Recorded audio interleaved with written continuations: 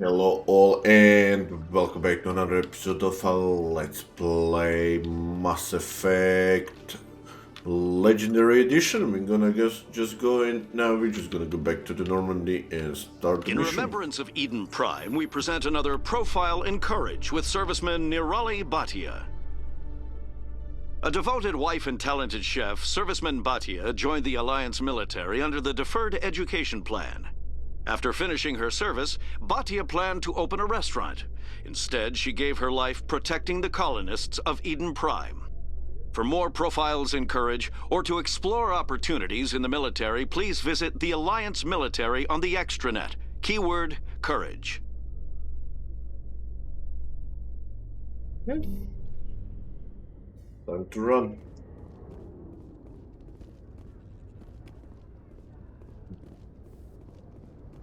Okay.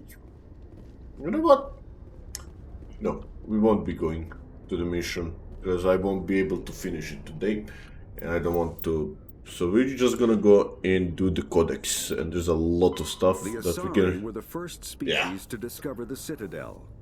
When the Solarians arrived, it was the Asari who proposed the establishment of the Citadel Council to maintain peace throughout the galaxy. Since then, the Asari have served as the mediators and centrists of the Council. An all-female race, the Asari reproduce through a form of parthenogenesis. They can attune their nervous system to that of another individual of any gender and of any species to reproduce. This capability has led to the unseemly and inaccurate rumors about Asari promiscuity. Asari can live for over 1,000 years, passing through 3 stages of life. In the maiden stage, they wander restlessly, seeking new knowledge and experience. When the matron stage begins, they meld with interesting partners to produce their offspring. This ends when they reach the matriarch stage, where they assume the roles of leaders and counselors. Nice. The second species to join the Citadel, the Solarians, are warm-blooded amphibians with a hyperactive metabolism. Solarians think fast, talk fast, and move fast. To Solarians, other species seem sluggish and dull-witted. Unfortunately, their metabolic speed leaves them with a relatively short lifespan. Solarians over the age of 40 are a rarity. The Solarians were responsible for advancing the development of the primitive Krogan species to use as soldiers during the Rachni Wars. They were also behind the creation of the genophage bioweapon the Turians used to quell the Krogan rebellions several centuries later. Solarians are known for their observational capability and non-linear thinking. This manifests as an aptitude for research and espionage. They are constantly experimenting and inventing, and it is generally accepted that they always know more than they are letting on. Solarians. Roughly 1,200 years ago, the Turians were invited to join the Citadel Council to fulfill the role of galactic peacekeepers. The Turians have the largest fleet in Citadel space, and they make up the single largest portion of the Council's military forces. As their territory and influence has spread, the Turians have come to rely on the Solarians for military intelligence and the Asari for diplomacy. Despite a somewhat colonial attitude towards the rest of the galaxy, the ruling hierarchy understands they would lose more than they would gain if the other 2 races were ever removed. Turians come from an autocratic society that values discipline and possesses a strong sense of personal and collective honor. There is lingering animosity between Turians and humans over the First Contact War of 2157, which is known as the Relay 314 incident to the Turians. Officially, however, the 2 species are allies, and they enjoy civil, if cool, diplomatic relations. Interesting. So that's Turians. Let's see, extinct races. Though now extinct, the Rachni once threatened every species in Citadel space. Over 2,000 years ago, explorers foolishly opened a mass relay to a previously unknown system and encountered something never seen before or since, a species of spacefaring insects guided by a hive mind intelligence. Unfortunately, the Rachni were not peaceful, and the galaxy was plunged into a series of conflicts known as the Rachni Wars. Attempts to negotiate were futile, as it was impossible to make contact with the hive queens that guided the race from beneath the surface of their toxic home world. The emergence of the Krogan ended the Rachni Wars. Bred to survive the harshest environments, the Krogan were able to strike at the queens in their lairs and reclaim conquered Council worlds. But when Krogan fleets pressed them back to their homeworld, the Rachni refused to surrender, and the Krogan eradicated them from the galaxy. Nice. Okay, now Council races, In the early Batarians. 2160s, the Alliance began aggressive colonization of worlds in the Skyllian Verge, much to the dismay of the Batarians, who had been developing the region for several decades. In 2171, the Batarians petitioned the Council to declare the Verge a zone of Batarian interest. The Council refused, however, declaring unsettled worlds in the region open to human colonization. In protest, the Batarians closed their Citadel embassy and severed official diplomatic relations with the Council, effectively becoming a rogue state. They instigated a proxy war in the Verge by funneling money and weapons to criminal organizations, urging them to strike at human colonies. Hostilities peaked with the Skyllian Blitz of 2176, an attack on the human capital of Elysium by Batarian-funded pirates and slavers. In 2178, the Alliance retaliated with a crushing assault on the moon of Torfin, long used as a staging base by Batarian-backed criminals. In the aftermath, the Batarians retreated into their own systems and are now rarely seen in Citadel space. Interesting. Okay, The Elcor. Elcor are a Citadel species native to the high-gravity world Dakuna. They are massive creatures, standing on 4 muscular legs for increased stability. Elcor move slowly, an evolved response to an environment where a fall can be lethal. This has colored their psychology, making them deliberate and conservative. Elcor's speech is ponderous and monotone. Among themselves, scent, slight movements, and sub-vocalized infrasound convey shades of meaning that make a human smile seem as subtle as a fireworks display. Since their subtlety can lead to misunderstandings with other species, the Elcor often go out of their way to clarify when they are being sarcastic, amused, or angry. Dakuna's high gravity impedes mountain formation. Most of the world consists of flat, open plains, which prehistoric Elcor wandered across in small family bands. Modern Elcor still prefer open sky and can become restless and uncomfortable on long starship journeys. Okay, I'll always like Elcors. The Geth are a humanoid race of networked AIs. They were created by the Quarians 300 years ago as tools of labor and war. When the Geth showed signs of self-evolution, the Quarians attempted to exterminate them. The Geth won the resulting war. This example has led to legal, systematic repression of artificial intelligences in galactic society. The Geth possess a unique distributed intelligence. An individual has rudimentary animal instincts, but as their numbers and proximity increase, the apparent intelligence of each individual improves. In groups, they can reason, analyze situations, and use tactics, as well as any organic race. Geth space is located at the trailing end of the Perseus Arm, beyond the lawless Terminus systems. The Perseus Veil, an obscuring dark nebula of opaque gas and dust, lies between their space and the Terminus systems. Okay, The Hanar. Hanar are a Citadel species known for excessive politeness. They speak with scrupulous precision and take offense at improper language. Hanar that expect to deal with other species take special courses to help them unlearn their tendency to take offense at improper speech. All Hanar have 2 names. The face name is known to the world. The soul name is kept for use among close friends and relations. Hanar never refer to themselves in the first person in conversation with someone they know on a face name basis.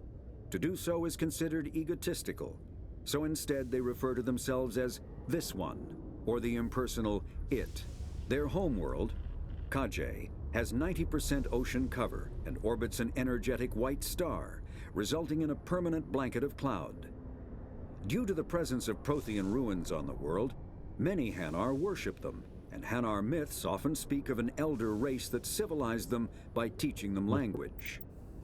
When Interesting. the Asari discovered the Citadel, they also discovered the Keepers, a docile, multi-limbed insect race that seemingly exists only to maintain and repair the Great Prothean Station.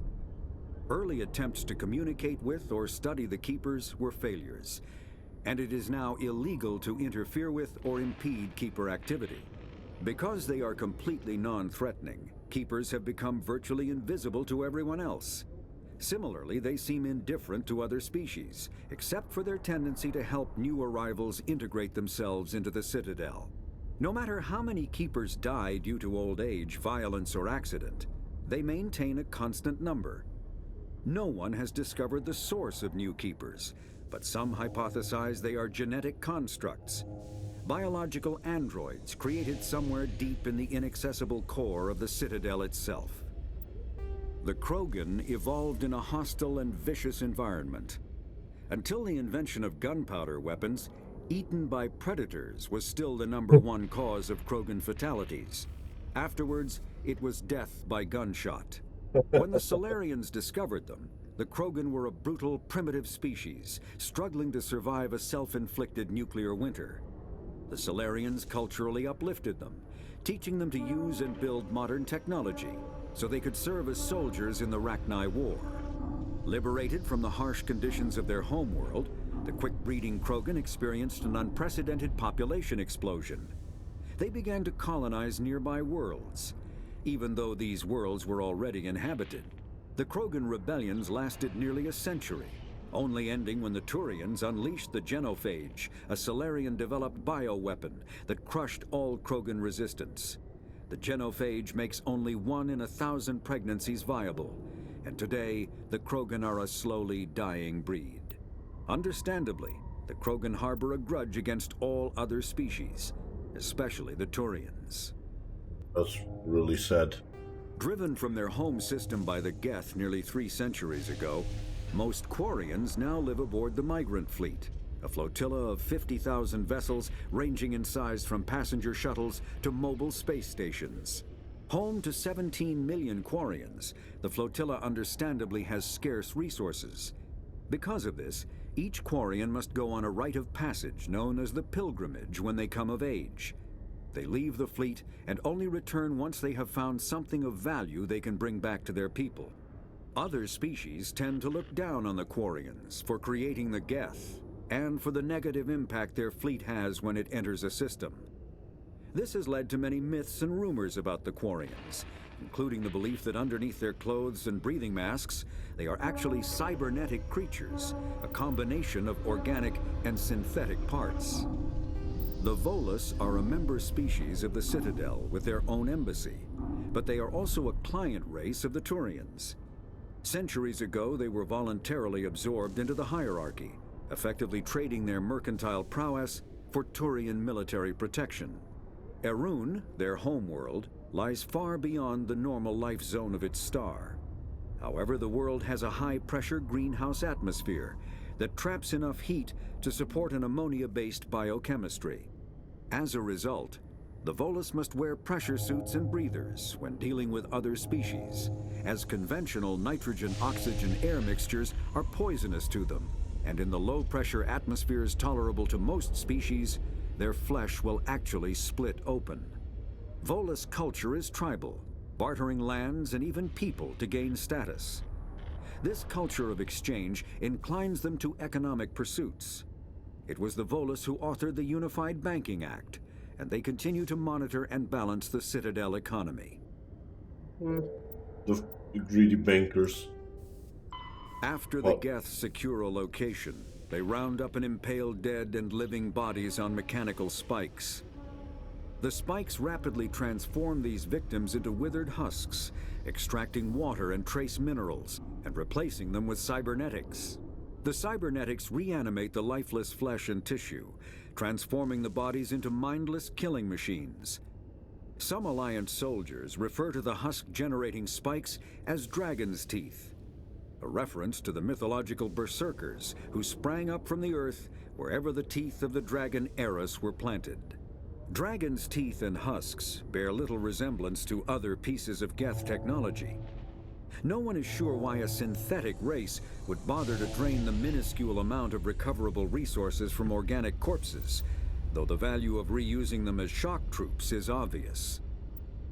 Thresher Moths are subterranean carnivores that spend their entire lives eating, or searching for something to eat.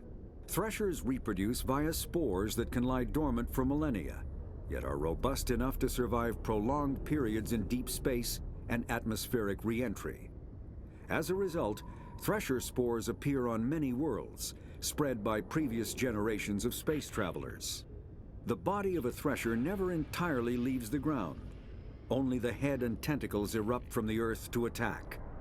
In addition to physical attacks, threshers have the ability to project toxic chemicals and emit bursts of infrasound as a shockwave weapon. The Alliance first encountered threshers on the colony of Akuz in 2177.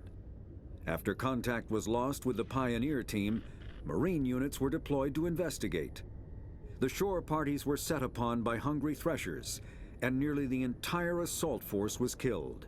Alliance forces recommend engaging threshers with vehicle-mounted heavy weapons. Varren are omnivores with a preference for living prey. Originally native to the Krogan homeworld of Tuchanka, they are, like most life from Tuchanka, savage, clannish, and consummate survivors. They are pack hunters when vulnerable prey is readily available, and become scavengers when outnumbered or outclassed. Their supreme adaptability, vicious demeanor, and rapid breeding cycle have made them ubiquitous and dangerous pests on many worlds. Virtually everywhere the Krogan have been, Varren infestations have followed, wreaking havoc with the native ecology. The Krogan have had a love-hate relationship with Varren for millennia, alternately fighting them for territory and embracing them as treasured companions. To this day, Krogan raise them as beasts of war. One of the common subgenus of Varren has metallic silver scales, leading to the rather unusual nickname, fish dogs. The Citadel is an ancient deep space station, presumably constructed by the Protheans. Since the Prothean extinction, numerous species have come to call the Citadel home. It serves as the political, cultural, and financial capital of the galactic community. To represent their interests, most species maintain embassies on the Presidium, the Citadel's inner ring. The Citadel Tower in the center of the Presidium holds the Citadel Council chambers. Council affairs often have far-reaching effects on the rest of the galactic community. 5 arms, known as the Wards, extend from the Presidium. Their inner surfaces have been built into cities, populated by millions of inhabitants from across the galaxy. The Citadel is virtually indestructible. If attacked, the station can close its arms to form a solid, impregnable shell. For as long as the station has existed, an enigmatic race called the Keepers has maintained it. Interesting. The Council is an executive committee composed of representatives from the Asari Republics, the Turian hierarchy, and the Solarian Union. Though they have no official power over the independent governments of other species, the Council's decisions carry great weight throughout the galaxy. No single Council race is strong enough to defy the other two, and all have a vested interest in compromise and cooperation. Each of the Council species has general characteristics associated with the various aspects of governing the galaxy. The Asari are typically seen as diplomats and mediators. The Solarians gather intelligence and information. The Turians provide the bulk of the military and peacekeeping forces. Any species granted an embassy on the Citadel is considered an associate member, bound by the accords of the Citadel Conventions. Associate members may bring issues to the attention of the Council, though they have no input on the decision. The Human Systems Alliance became an associate member of the Citadel in 2165. Citadel space is an unofficial term referring to any region of space controlled by a species that acknowledges the authority of the Citadel Council. At first glance, it appears this territory encompasses most of the galaxy. In reality, however, less than 1% of the stars have been explored. Even Mass Effect FTL drive is slow relative to the volume of the galaxy. Empty space and systems without suitable drive discharge sites are barriers to exploration. Only the mass relays allow ships to jump hundreds of light years in an instant. the key to expanding across an otherwise impassable galaxy. Whenever a new relay is activated, the destination system is rapidly developed. From that hub, FTL drive is used to expand to nearby star clusters. The result is a number of densely developed clusters, thinly spread across the vast expanse of space, connected by the mass relay network. Specters are agents from the Office of Special Tactics and Reconnaissance, and answer only to the Citadel Council. They are elite military operatives, granted the authority to deal with threats to peace and stability in whatever way they deem necessary. They operate independently or in groups of 2 or 3. Some are empathetic peacekeepers, resolving disputes through diplomacy. Others are cold-blooded assassins, ruthlessly dispatching problem individuals. All get the job done one way or another, often operating outside the bounds of galactic law. The Specters were founded after the Solarians joined the Council. For many years, they operated in secrecy as backroom problem solvers. Only after the Krogan rebellions did their activities become publicized.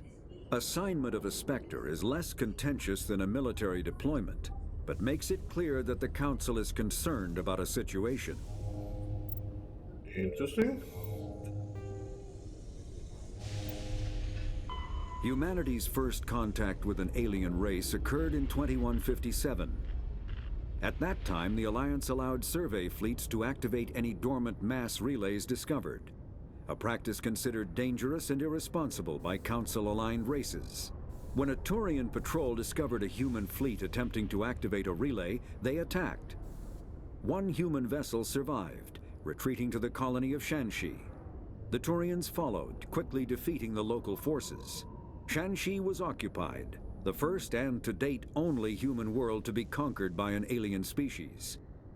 The Turians believed the handful of ships they defeated represented the bulk of human defenses, so they were unprepared when the Second Fleet, under Admiral Castany Thresher, launched a strong counteroffensive, evicting them from Shanxi. The Turians mobilized for full-scale war, drawing the attention of the rest of the galaxy. The Council quickly intervened, forcing a truce. Fortunately for humanity, the First Contact War was ended with a diplomatic solution. Interesting. The Systems Alliance is an independent supranational government representing the interests of humanity as a whole. The Alliance is responsible for the governance and defense of all extrasolar colonies and stations. The Alliance grew out of the various national space programs as a matter of practicality. Sol's planets had been explored and exploited through piecemeal national efforts. The expense of colonizing entire new solar systems could not be met by any one country. With humans knowing that alien contact was inevitable, there was enough political will to jointly fund an international effort. Still, the Alliance was often disregarded by those on Earth until the First Contact War. While the national governments dithered and bickered over who should lead the effort to liberate Shanxi, the Alliance fleet struck decisively. Post-war public approval gave the Alliance the credibility to establish its own parliament and become the galactic face of humanity. Nice. Pharos is a habitable world in the Attican Beta Cluster. 2/3 of the habitable surface is covered with the ruins of a crumbling Prothean megatropolis. In the millennia since the Prothean extinction, the ruins have been repeatedly picked over by looters many times. Pharos was considered a poor prospect for colonization, as little open ground remains for agriculture. The only sizable freshwater sources are the poles, which are tapped by the decaying Prothean aqueduct systems. The dead cities, while in good condition considering their antiquity, are of uncertain stability. Ground level is congested by a dozen meters of fallen debris, and the air is fouled by dust. In 2178, the Human Exogeny Corporation announced its intention to place a permanent colony on Pharos to thoroughly explore the ruins. The pioneer settlement was placed on the upper levels of several intact skyscrapers, using the surviving Prothean aqueducts and rooftop hydroponic gardens to support the population. Interesting. Noveria is a cool, rocky world with most of its hydrosphere locked up in massive glaciers. A privately chartered colony world, the planet is owned by the Noveria Development Corporation Holding Company. The NDC is funded by investment capital from 24 high-technology development firms and administrated by an executive board representing their interests. The investors built remote hot labs in isolated locations across Noveria's surface. These facilities are used for research too dangerous or controversial to be performed elsewhere, as Noveria is technically not part of Citadel space and therefore exempt from Council law.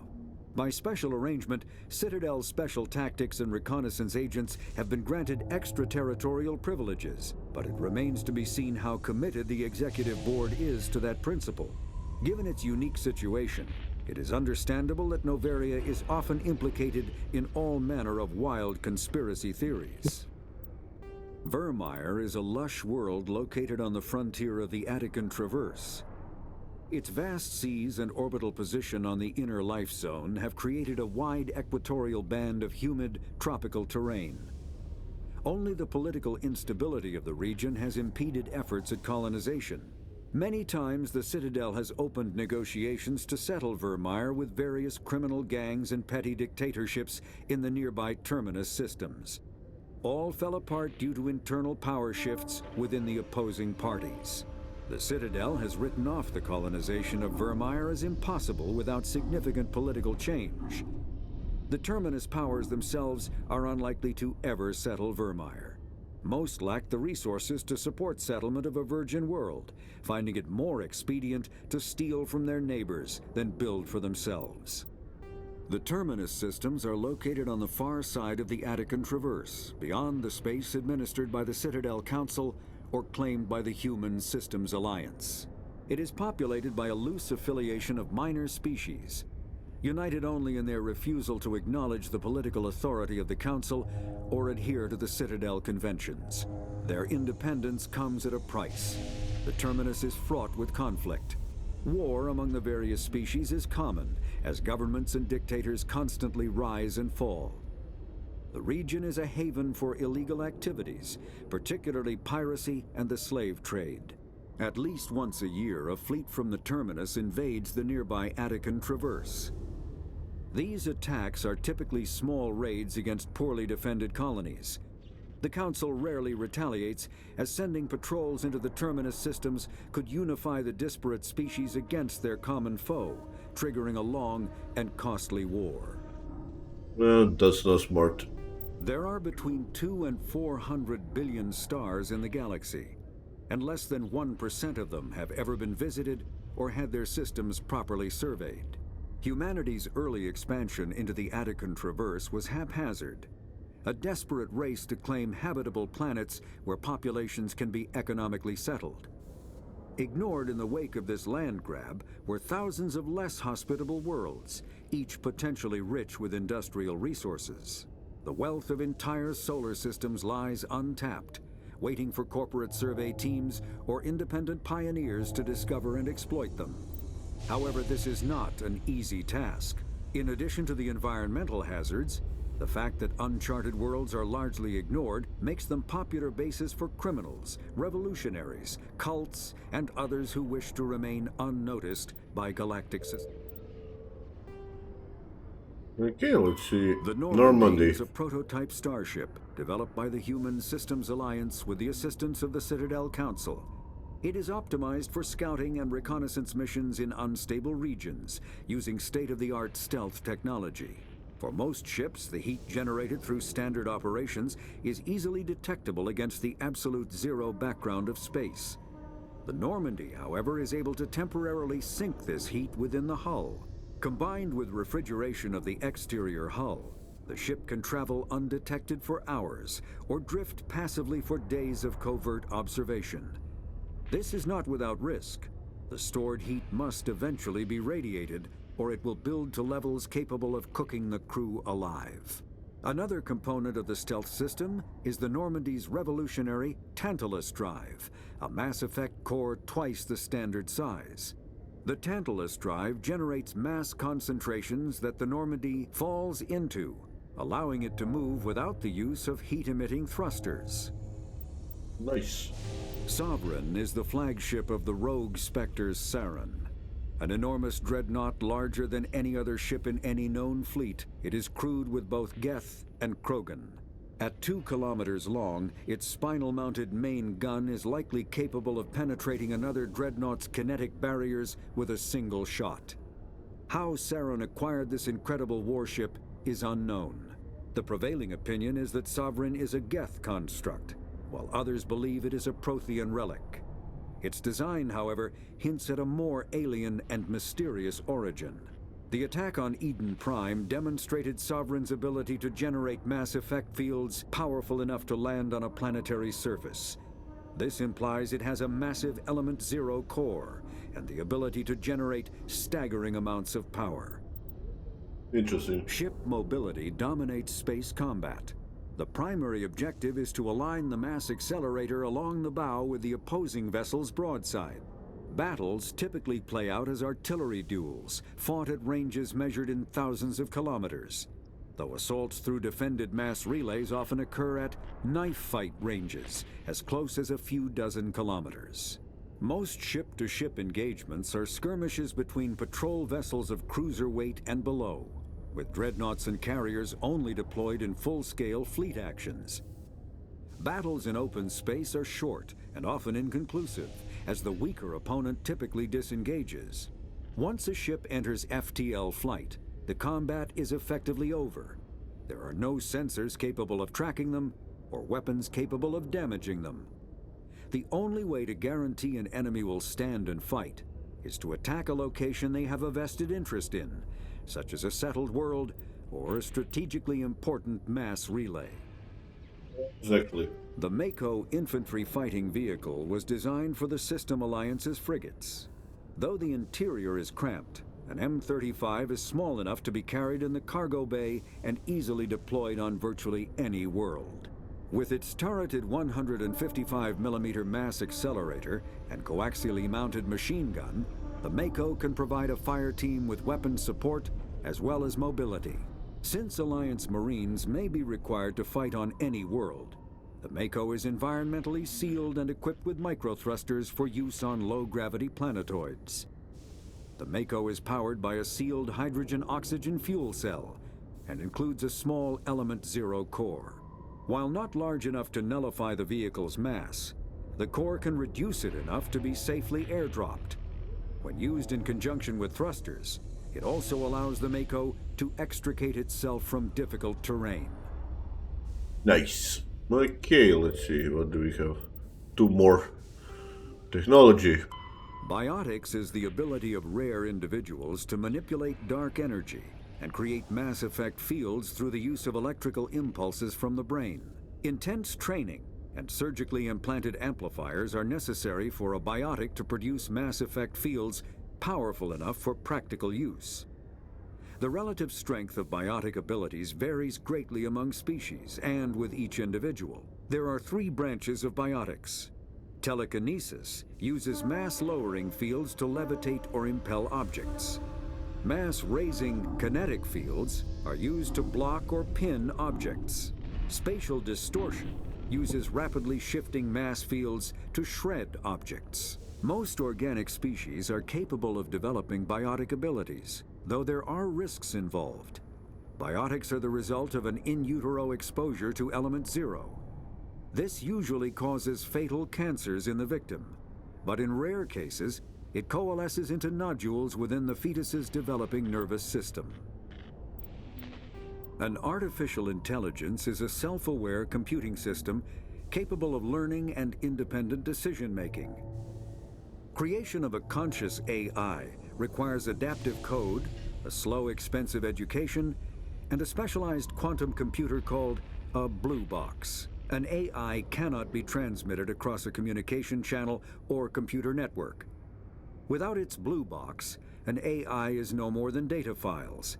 Loading these files into a new blue box will create a new personality, as variations in the quantum hardware and runtime results create unpredictable variations. The Geth serve as a cautionary tale against the dangers of rogue AI, and in Citadel space, they are technically illegal.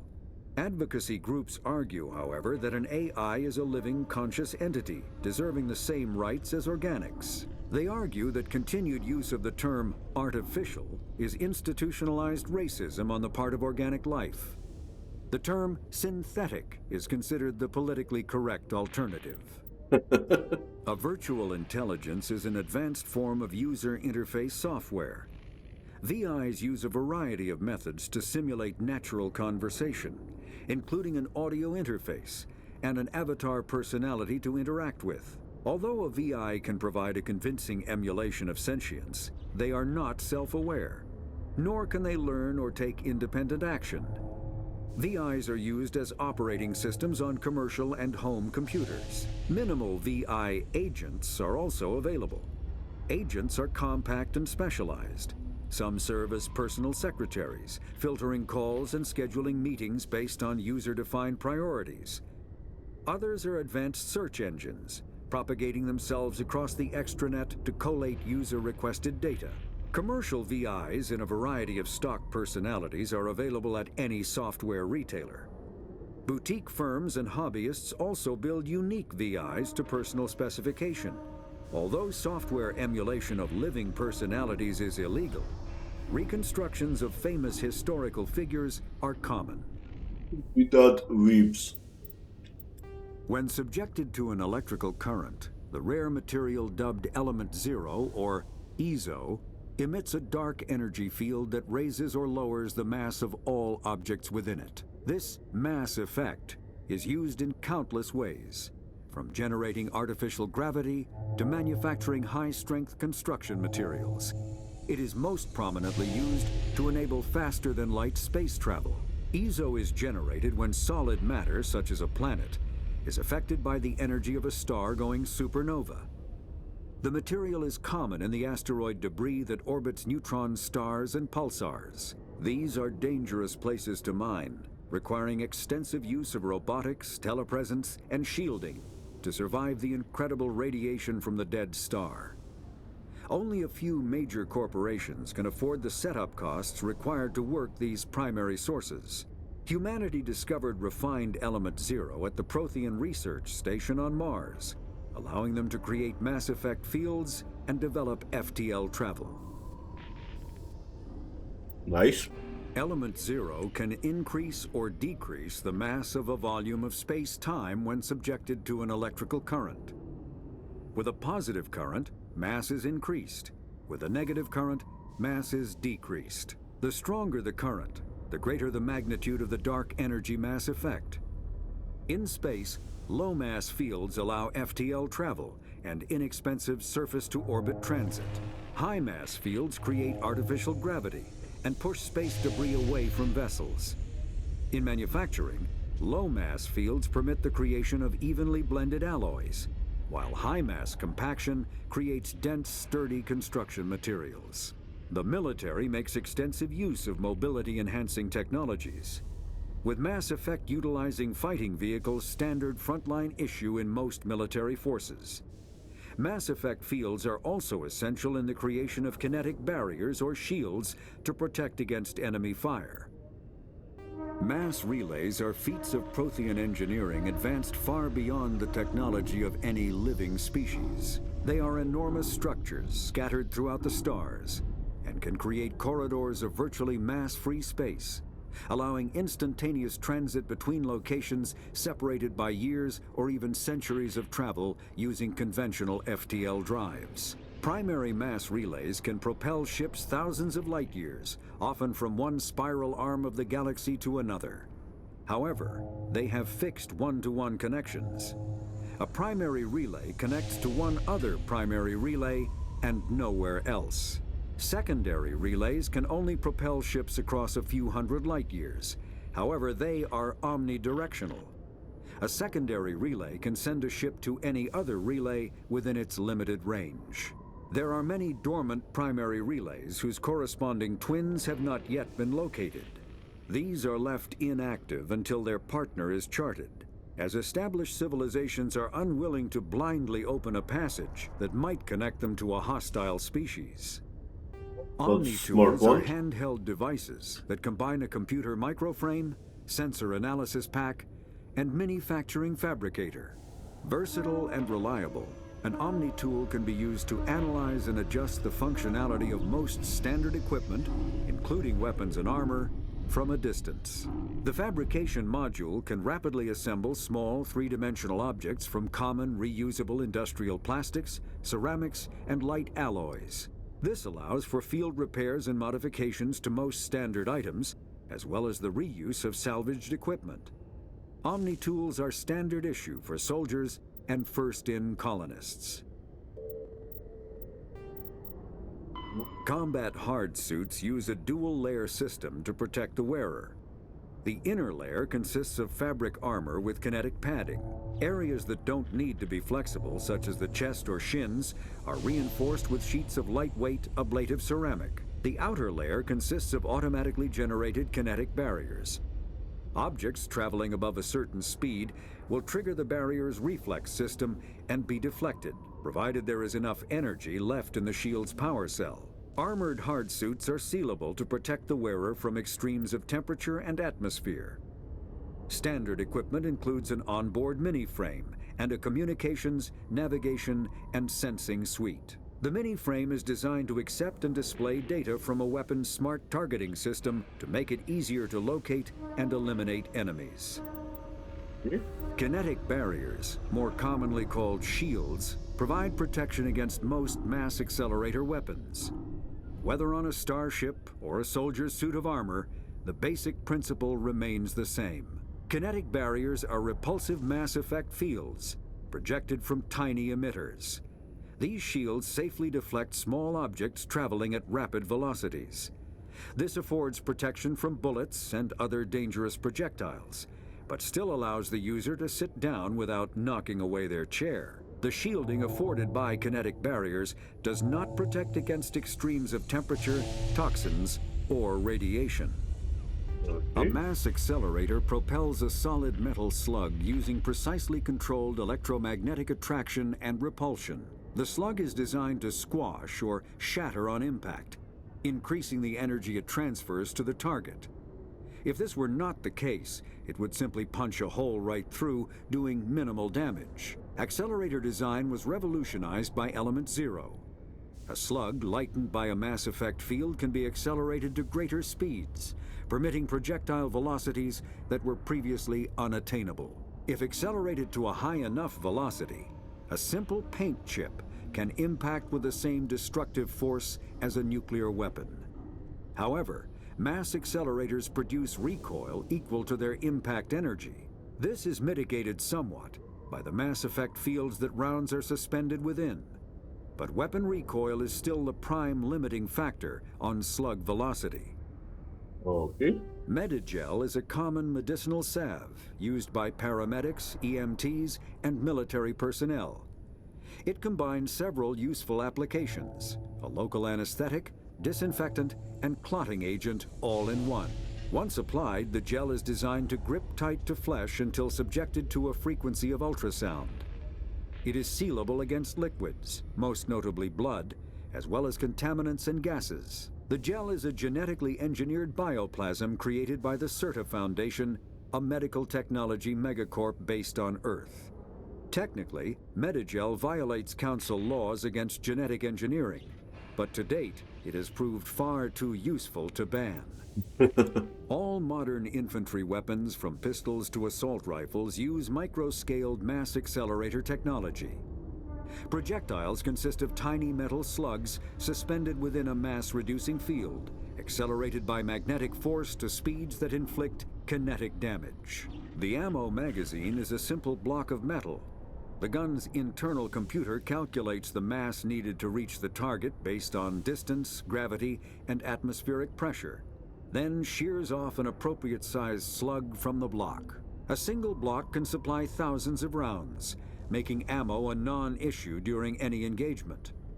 Top-line weapons also feature smart targeting that allows them to correct for weather and environment. Firing on a target in a howling gale feels the same as it does on a calm day at the practice range. Smart targeting does not mean a bullet will automatically find the mark every time the trigger is pulled. It only makes it easier for the marksman to aim. That, guys, thanks for listening to this, and yeah, we're gonna end this and see you next time. Bye bye.